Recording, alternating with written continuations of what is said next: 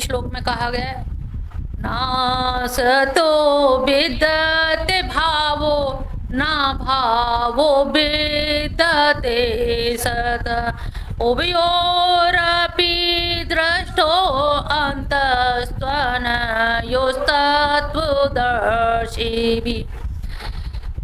न असतो, जो असत है उसका न विद्यते, यानी कि भाव माने है अस्तित्व, भाव माने होना, और असत माने मिथ्या, यानी कि सत नहीं है। तो जो असत है वो होता नहीं है, क्योंकि असत वस्तु कब तक रहेगी, कभी ना कभी तो उसमें नाश भी होगा, क्षरण भी होगा। वस्तु जो परिवर्तनशील होती है उसकी पहचान होती है, वो जन्म भी लेती है, बढ़ती भी है, फिर हाँ एक स्थिति में स्थित रह के फिर वो क्षरण भी होता है। तो और जो वस्तु बढ़ रही है, उत्पन्न हो रही है, क्षरण हो रही है, तो ऐसी वस्तुओं से हम उनको असत कहते हैं। तो असत का अस्तित्व नहीं होता, और जिनका अस्तित्व नहीं है, ना भावो विद्यते सत, और जिसका अस्तित्व नहीं है वो सत नहीं हो सकती। तो सत क्या है, जो हमेशा रहे। हमेशा हमारा शरीर तो रहेगा नहीं, इसका मतलब ये सत नहीं है। इससे पहले हमारी माँ थी, वो भी चली गई, बहन थी वो, तो जिनके लोगों को हमने घर के ही लोगों को जाते हुए देखा, तो जब जाते हुए लोगों को देखा और उसी परिवार के हम हैं, तो लगा जब वो लोग नहीं रहे तो हम ही कैसे रह सकते हैं, तो हमें भी जाना ही पड़ेगा। तो इसी प्रकार से जो लोग ये जानते हैं कि अभाव का सत नहीं हो सकता, सत वही होता है जिनका तीनों कालों में खंडन नहीं हो सकता। जो तीनों कालों में जिनका खंडन नहीं हो सकता वो सत होता है, और जिसका खंडन होता है, जो जन्मता है और जो मरता है और जो परिवर्धते, जो बढ़ता है, वो उसका खंडन होता है, उसका नाश होता है। तो दोनों ही चीजें हैं, एक अस्तित्व है तो वो हमेशा उसका अभाव नहीं होगा, और जिसका अभाव है वो कभी भी सत नहीं होगा। उभयोरपि, दोनों ही दृष्टिकोणों से इस प्रकार से दोनों का ही तत्व ज्ञानी मनुष्यों के द्वारा देखा जाता है। वो देखते हैं, हम बहुत सारे लोग क्या है ऊपर की चीजों को देखते हैं और परेशान हो जाते हैं। जैसे यहाँ पर हमारे यहाँ सर्वम क्षणिकम क्षणिकम कहा गया है, इसी तरह से हेराक्लाइटिस एक दार्शनिक हुए, उन्होंने कहा है कि कोई व्यक्ति एक नदी में 2 बार स्नान नहीं कर सकता।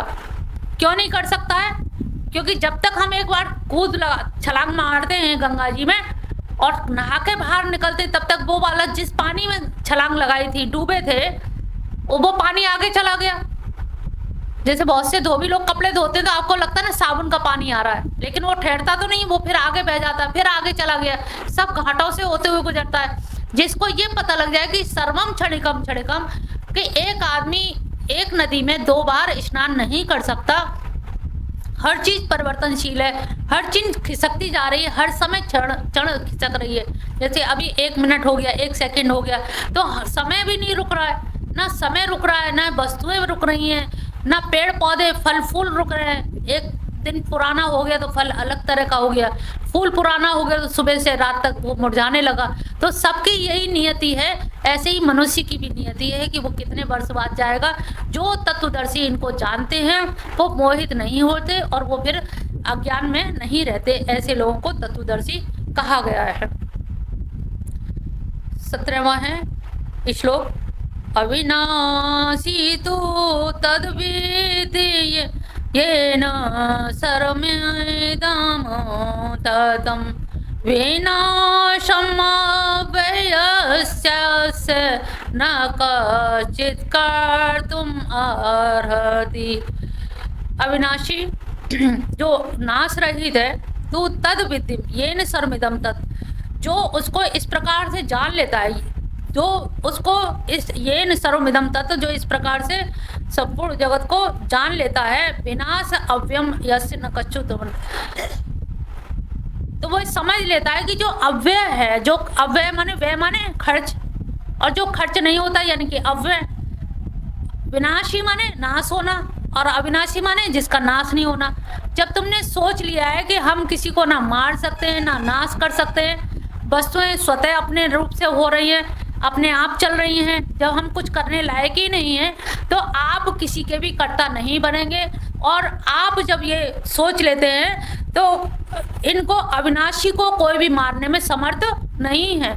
जो अविनाशी है तो वो अविनाशी रहेगा, अव्यय है तो अव्यय ही रहेगा, उसका कोई क्षरण नहीं कर सकता है। 18वां श्लोक। अंतवन्ते इमे देहा नित्यस्य योक्ता शरीरेण अनाशिनो अप्रामेश तस्मायुद्धस्य भारत। यहाँ फिर भगवान कृष्ण की वही टेक आ गई, हे भारत युद्ध करो। तस्मात माने इसलिए युद्ध करो। जब अविनाशी को तुम मार नहीं सकते हो, अव्यय को तुम समाप्त नहीं कर सकते हो, अंतवंत इमे देहा, ये जो देह है ये अंत वाली है, इसका तो अंत होना ही होना है, नित्य अंत हो रहा है पर दिखता नहीं है। कभी हम कहते छोटे बच्चे, अरे ये कितना बड़ा हो गया, लेकिन माँ को नहीं लगता ये आज इतना बड़ा कल इतना बड़ा। वो कहता हाँ हो सकता है, आपको लग रहा होगा, क्योंकि जब हम पास रहते हैं उस चीज को हम अनुमान नहीं करते। जो कोई अचानक देखता तब कहता अरे एकदम परिवर्तन आ गया। तो अंतवंत इमे देह, ये जो देह है ये अंत वाली है, इसका अंत होना ही होना है। और जो शरीर के अंदर जो शरीरी है वो नित्य है, अविनाशी है, अनाशिनो। और ये जो अविनाशी तत्व है अनाशिनो, ये अनाश यानी कि इसका नाश नहीं होगा, और तो और अप्रमेय, इसको किसी के द्वारा मेजरमेंट से मापदंड से नापा भी नहीं जा सकता, ये अप्रमेय है। जब इसका कुछ हो नहीं सकता तो तुम किसके लिए परेशान हो रहे हो? कौन मरेगा कौन मारेगा? ना कोई मरेगा ना मारेगा। और जिसको मरा समझ रहा है वो अंत में देह, ये देह जो है इसका अंत होना ही होना है। ये बात अलग है किसी का अंत कैसे भी होता है। 3 तरह से इसका अंत बताया गया। एक, या तो तुम्हें वही खोद के गाड़ दिया जाएगा तो कीड़े पड़ जाएंगे, एक तो वो है। जला दी जाएगी तो राख हो जाएगी, लेकिन तुम्हारी राख किसी के काम भी नहीं आती है, बर्तन भी नहीं मांज सकते हो, तो क्या करते हो? राख को वही हरिद्वार में प्रवाह दो, उसकी जड़ भी ना रह जाए। अस्थि राख लेकर के हरिद्वार में बच्चे प्रवाहित कर आते हैं। या फिर कोई फेंक देगा तो पता लगा चील कौवे नोच के खा गए। 3 ही गति है इस देह की, 3 तरह से। अब ये तुम बता दो, अपने घर में बता जाना कैसे जाना है, कौन सी गति तुम्हें पसंद है। गड्ढे में गाड़ के तुम्हें करा जाए, या चील कौओं को खिलाया जाए, या राख का ढेर बनाया जाए।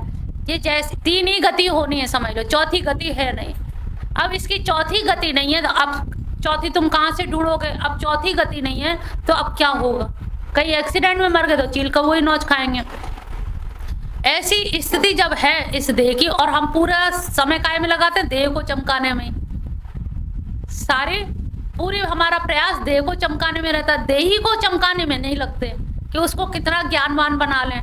देही पे हम कोई काम नहीं करते, सारा काम हमारा इस दृश्य पे है, दृश्य जगत में जो दिख रहा है। तो देह पे पूरा काम है। सुबह से उठते क्या दातुन कुल्ला नहाना धोना, अंदर इतनी गंदगी फेंकने में ही लगे रहते हो। कुल्ला करो, नाक छिनको, मुंह धोयो, सारी चीज बाहर फेंकने में लगो, गंदगी के ढेर हो। देखा जाए तो पुंज हो गंदगी के, तो सारी गंदगी कान में हाथ डालो तो गंदगी निकलेगी, पता नहीं कहाँ से आ जाती है, ये कहाँ से बन के फैक्ट्री अंदर लगी है, गंदगी की फैक्ट्री है ये जो शरीर है इतना गंदा है, इतना गंदा है, गंदगी के अलावा इसमें से कुछ निकलता ही नहीं है। सुगंध नहीं निकलेगी, दुर्गंध ही निकलेगी। सुगंध तो हम ऊपर से लादने में लगे रहते हैं, पाउडर लगा लो, क्रीम लगा लो, सेंट लगा लो। तो जो इतना गंदा है उस शरीर को, उसमें हम साबुन लगा लगा रगड़ रगड़ के नहाते हैं, रंग गोरा हो जाए, उससे मेरा रंग गोरा है, उससे गोरा है, फिर तुलना करने में लग रहे हैं, अरे ये जल के राख होना है, इसे गोरा भी कर लोगी तो क्या है, चमड़ी है ये तो राख होगी, इसमें कीड़े पड़ेंगे या चील कौवे खाएंगे। इसको ज्यादा समय मत बर्बाद करो। 24 घंटे, उन्हीं 24 घंटे में तुम अच्छी नारी बन सकती हो, उसी 24 घंटे में महात्मा बन जाते हैं, उसी 24 घंटे में दुष्ट आत्मा भी बन जाते हैं। उन्हीं 24 घंटे में तुम अच्छे काम कर लो, चाहे किसी की हानि पहुंचा दो, चाहे संत बन जाओ, चाहे दुर्जन बन जाओ, यही 24 घंटे हैं। 25वां घंटा किसी महात्मा के लिए नहीं बना है, ना संत के लिए बना है। अब ये 24 घंटे तुम टाइम टेबल कैसे बनाती हो, कितना समय देही के लिए देना है, कितना देह के लिए देना है। देह के लिए समय देना कम करो, तुम्हें बता दी 3 गति होनी है, यही सोच के अब थोड़ा सा समय कम कर देना तुम लोग। ज्यादा इसको सुलाना नहीं, ज्यादा नहलाना नहीं, ज्यादा खिलाना मत, ठीक है। खिलाना नहलाना सुलाना कम कर दो, बाकी का समय उसमें से बचा के कृष्ण को दो, ठीक है, उसमें से। और टाइम टेबल बना के मुझे दिखाना कितना समय तुमने इनके लिए रखा है। इनका 1 घंटा भी हमें बहुत लगता है, बहुत देर हो गई। 23 घंटे क्या करते वो कुछ नहीं पता, पता नहीं है भाई, बस चला गया समय, टाइम ही नहीं मिलता। करते क्या, भगवान की पूजा सुबह आधा 1 घंटा कर लेते हैं, 24 घंटे में से आधा 1 घंटा समय उन्हीं का ही है, उन्हीं को नहीं दे रहे हो। अरे बड़े गद्दार हो तुम लोग। उन्हीं का समय और वो आज ही कल ले ले तो क्या करोगे? भगवान एक सांस दे दो। कोरोना में देख चुके हो कि एक सांस नहीं मिली, हजारों रुपए लाखों रुपयों में भी एक एक सांस कितनी कीमती है, विवेचन नहीं है। बस है वही जिंदगी चली रही है, दिन हुआ रात हुआ, खाया सोया पिया, खत्म। इतवार आएगा तो देख लेंगे भगवान जी को, जरा सा माधव के दर्शन कर लेंगे। इतवार को तो जाना ही है। 6 दिन तो अपने, 6 दिन अपने, 1 दिन कन्हैया को, वो भी 3 घंटे घड़ी देखने लगते हो। 2 घंटे से ज्यादा तो नहीं हो गए, 3 घंटे तो नहीं हो गए। तो ये दे नासवान है, अंतबंत इमे देहा। मैंने इन लोगों को पहले याद कराया था, हिंदू वगैरह को, अंतबंत इमे देहा, अंतबंत इमे देहा, अंतबंत इमे। ये देह का नाश होगा, 3 बार से होगा। कीड़े खाएंगे, राख होगी, और क्या होगा? कौवे नोचेंगे। हाँ, तो अब 3 गति होनी है, तो हमें 3 गति वाले को ज्यादा नहीं समय देना है। हमें समय किसको देना है? जो हमारे लिए काम आएगा। आप लोग एफडी करते हो काहे के लिए? बुढ़ापे में काम आएगा। तो ये भी एफडी है, एफडी करो। ये वाली एफडी कैसी है? ये एलआईसी ऐसी है, इसमें कई जन्म जन्मांतर की एलआईसी है। ये वाली जो एलआईसी 1 जन्म की होती है, ये एलआईसी कृष्ण की भक्ति तो कई जन्म जन्मांतर की। और वो वाली एलआईसी क्या 1 जन्म में काम आएगी, आपके बच्चों को मिल जाएगी। हो सकता है आप कैश ना भी करा पाए, बच्चे ही खाएं। तो ऐसी एलआईसी करो जो तुम्हारे काम आए। तो क्यों नहीं ऐसी एलआईसी करते हो? तो इस तरह से थोड़ा ध्यान दे लो। गीता पढ़ने का मतलब है ज्ञान चक्षु खुल जाने चाहिए। आंख बंद करके मत बैठना, कान खोल के सुनना और आंख खोल के देखना। ठीक है, कितने हो गए? अंतवंत इमे देहा अनासिनो अप्रमेय से। तो यहाँ पे क्या गया? तस्माद, इसलिए भगवान ने कहा, इसलिए। किस लिए? क्योंकि इसका अंत होना है, इसलिए तू उठ, अपना कर्तव्य कर। तस्माद युद्ध से भारत, इसलिए उठ जा, अपना युद्ध कर, अपना काम कर, ज्यादा वो मत कर। बहुत हो गई बकवास। 19वां श्लोक है, या एनम वेत्ति हंतारम यश्चैनम मन्यते हतम ओभौ तौ न विजानीतो नायम हन्ति न हन्यते। दोनों ही नहीं जानते। कौन? जो इसको मारने वाला समझता है या मरने वाला समझता है।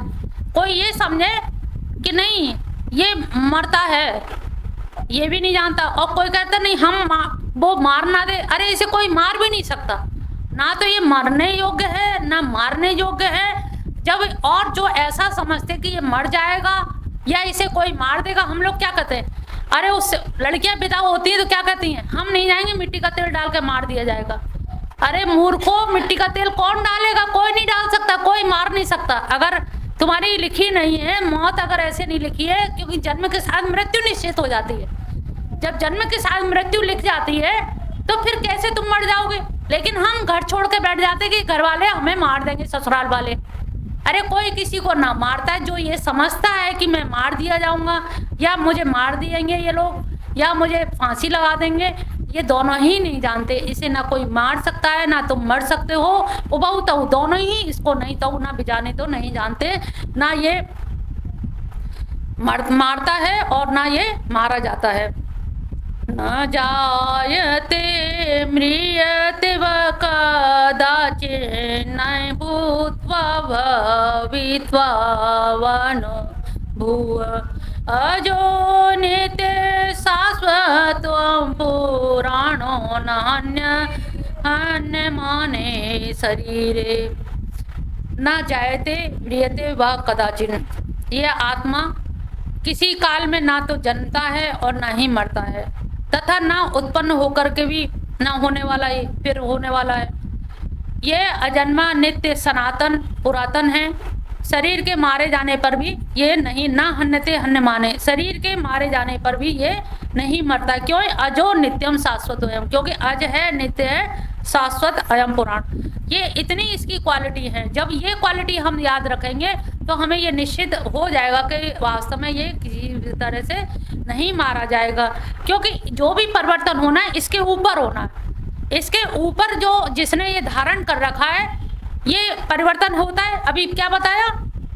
बाल अवस्था, यौवन अवस्था, वृद्ध अवस्था, ये परिवर्तन हो रहा है। तो परिवर्तन किस पे हो रहा है? शरीर पे, और शरीर किस पे? किसी अपरिवर्तनशील पे है। परिवर्तन हमेशा अपरिवर्तन पे होता है। कोई चीज आधार होता है, अधिष्ठान होता है। जैसे रस्सी है, और रस्सी को रात में हम लोग अंधेरे में कभी कभी देखते हैं कि लग रहा है ये सांप है, क्या सांप लग रहा है। कोई कह रहा है कि नहीं, कुछ और तो नहीं, किसी ने कुछ डाल दिया, कोई वैसी चीज।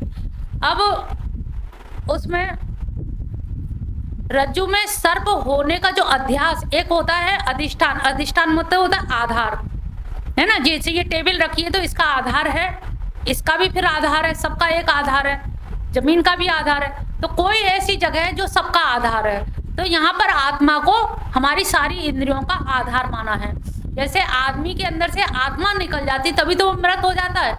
आंख नाक ज्ञानेंद्रिय जिनसे ज्ञान लेते वो तो रहते ही हैं, लेकिन फिर ज्ञान नहीं ले पाते मरने के बाद, यानी कि वो निकल गए। हम क्या कहते हैं, फलाने रामलाल ओटी में गए, लेकिन वापस क्या है, मिट्टी वापस आई। रामलाल मिट्टी हो गए, गए तो रामलाल थे, और ओटी से बाहर निकल के कह दी मिट्टी आई है। तो रामलाल कहाँ गए? यानी कि वो रामलाल थे। वो कौन है? अजो नित्यम शाश्वत हो। वो जो अज नित्य शाश्वत है, उन्हीं का अंश, ममेवांश जो कहा था, उन्हीं का अंश था। तो वो भी अज नित्य शाश्वत है। तो वो भी अज नित्य शाश्वत है। तो अज नित्य शाश्वत उसका अंश है, और अंश होने के कारण वो जब निकल जाते हैं, यानी कि हम याद उन्हीं को, जैसे हमने कहा ना, वो चले गए, यानी कि कृष्ण चले गए। अभी तक वो थे, तभी तो विद्वानता थी ना, देखने की शक्ति थी, बोलने की शक्ति थी, वाक और सब इंद्रियों में ताकत थी। तो ये ताकत कहाँ से आ रही थी? उनकी वजह से। हमने कहा वो चले गए, अब वो का मतलब तो वो है, फिर हम उनका, तो वो जो चले गए तो वो वास्तव में वही चले गए। हम लोग ध्यान नहीं देते। हमारे यहाँ दर्शन में यही है, हम वो देखते हैं जो नहीं दिखाई देता, तुम लोग वो देखते हो जो दिखाई दे रहा है। फिलॉसफी में, हमारे विषय में और तुम में इतना ही अंतर है। हम लोग हमेशा उस चीज को देखते हैं जो नहीं दिखाई दे रही है। हमें मालूम है कि अंदर का जो शाश्वत तत्व है वो क्या है, वो अज नित्य निराकार निर्विकार है। लेकिन हम क्या लड़ते हैं, उसने ऐसा क्यों किया, मुझसे ये क्यों कही, मेरी बेइज्जती कर दी, उनने ये ऊंचा था, वो वहां बैठ गई, मेरा ये कर दिया। तो ये सारी चीजें जो छोटी छोटी चीजें हैं, उस पर फिर प्रपंचात्मक लड़ाई नहीं लड़ते, कह रहे ये बहुत मामूली चीज है। क्योंकि हम तो आए बड़े उद्देश्य के लिए, हमें तो उनको प्राप्त करना है, और हम अपने डगर से डगमगा जाएंगे, और डगमगाए तो हम अपने लक्ष्य से भटक जाएंगे, और फिर ये मनुष्य जीवन बनेगा नहीं। जब कुकर सुकर बन गए तो फिर इनका तो हम मिशन में आगे कोई बैठने देगा, कुत्ते को कोई नहीं बैठने देगा।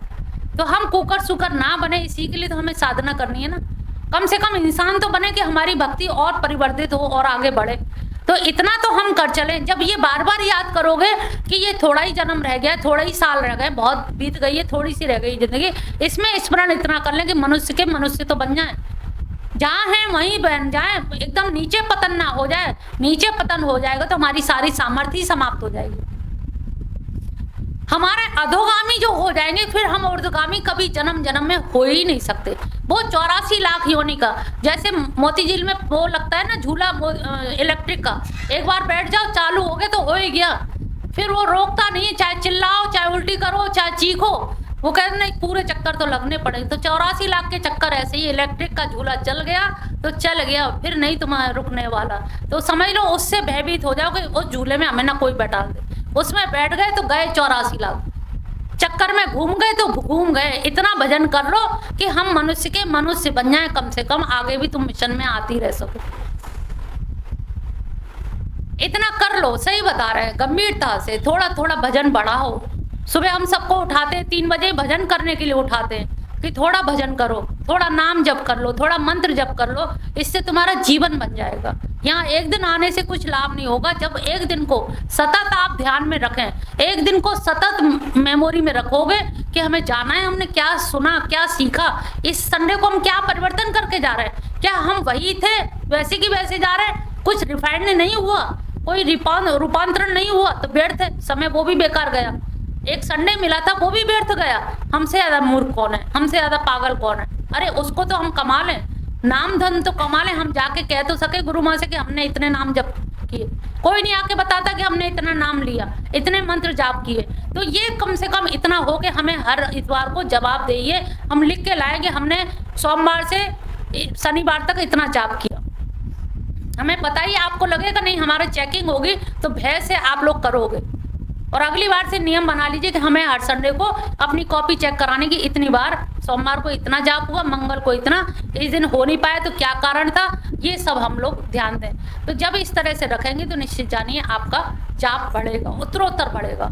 कंपटीशन में बढ़ता है कि भाई मेरी उसकी साड़ी मेरी साड़ी से ज़्यादा सफ़ेद क्यों है, इसमें कंपटीशन है, नाम जप में कंपटीशन नहीं है। अच्छी चीज़ में कंपटीशन करो ना, बुद्धि को सुधारो। बहुत समय उम्र बीत गई है, बहुत गई थोड़ी रही। एक ग्वालिन थी, दही बेचने जा रही थी, तो जब आने लगी तो वो एक सेठ जी शाम को टहल रहे थे छत पे, तो उन्होंने कहा गुजरिया लौट के जा रही, जरा दही तो दे जा। उन्होंने कहा अरे सेठ जी मुँह पे टाइम ना है।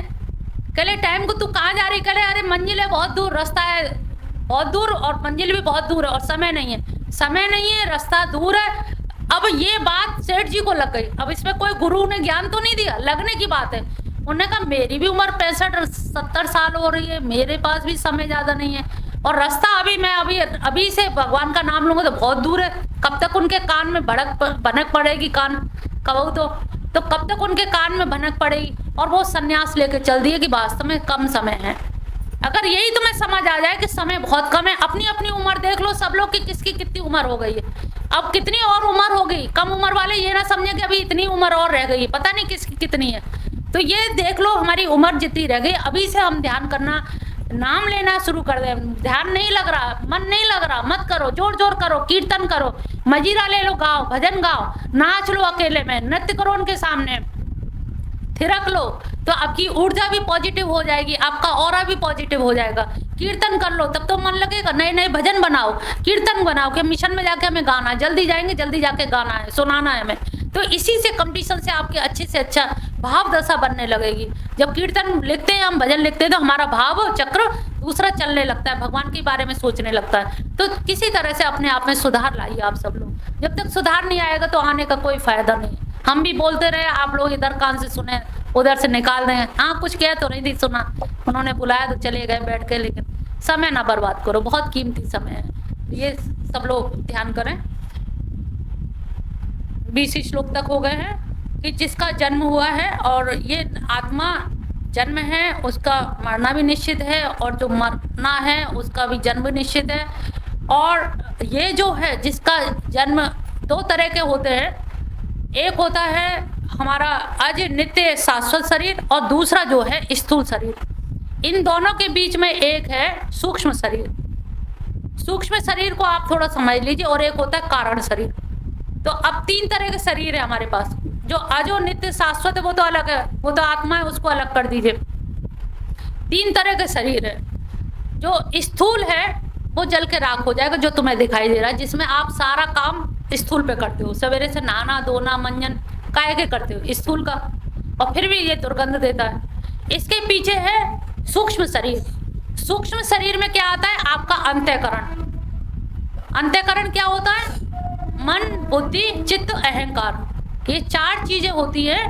तो अंतःकरण चतुष्टय कहा जाता है। 4 चीज जहाँ होती है, मन में क्या होता है, संकल्प विकल्प, मिशन जाएं कि नहीं जाएं, भजन करनी करें, ये करें कि ना करें, करेंगे तो पता नहीं, वो देखने तो बैठी नहीं, झूठे मोटे लिख के ले जाएंगे, कौन हमें देख रहा है, सबसे ज्यादा हमारी 101 माला होंगे। ये संकल्प विकल्प मन का काम है। मन फिर वो बुद्धि को पहुंचाता है। बुद्धि क्या है, उसकी परिभाषा है अध्यवसायी बुद्धि, यानी कि बुद्धि क्या है, निश्चित ज्ञान की प्राप्ति। नहीं मुझे तो करना है।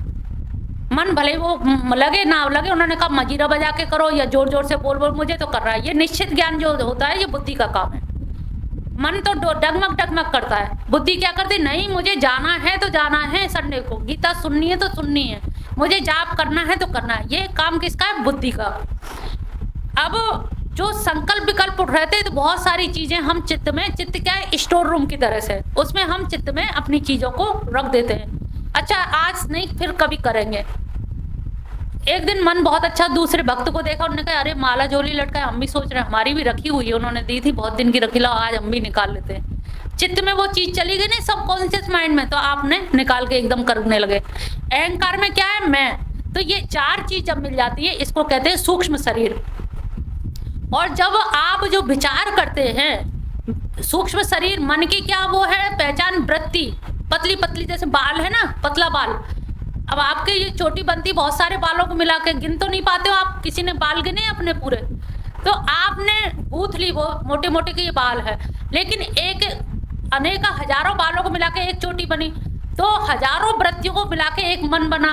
तो मन में क्या है, तरह तरह की वृत्तियां हैं, और वो क्या वृत्ति जैसे सागर में लहरें होती हैं ऐसे उठती है। अब आपने किसी बगल वाले के लिए अच्छा विचार किया तो वो भी उसमें जुड़ गया, बुरा किया वो भी जुड़ गया।